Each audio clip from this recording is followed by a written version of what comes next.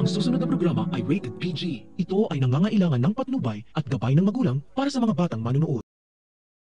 Hindi lubos akalain ni Sir Gov na mabubunyag ang pinakatago-tago niyang sikreto na hinahanap niya ang tunay niyang anak dahil sa malagim na nangyari kay Margaret. Gumuho ang mundo ng mga Palma nang malaman nilang sinugod sa ospital si Margaret matapos nitong kumain ng batchoy na tinitinda ni Tata at naigwapa dahil nalason siya. Kumbinsido si Sir Gov at Francis na ang pamilya ni Tata ang may kagagawan dahil gusto nilang maghiganti kay Margaret matapos silang sugurin dahil sa relo ni Vincent.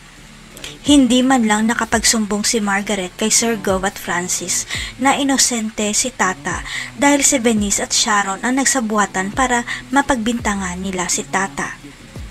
Ang hindi alam ni Sir Gov, alam na ni Margaret ang sikreto niya dahil narinig rin niya ang usapan ni Sir Gov at Emil tungkol sa paghahanap nito sa anak nila ni Carmen.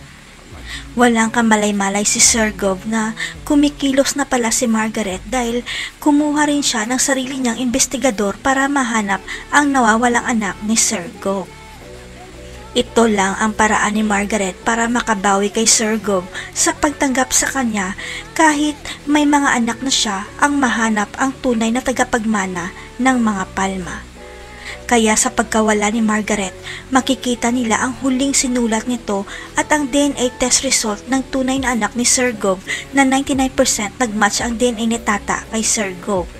Tuluyan na kayang magpaalam si Margaret o kumatos pa rin siya sa ospital? Titira na kaya si Tata sa mansyon ng mga Palma kasama si Venice at Francis? Abangan!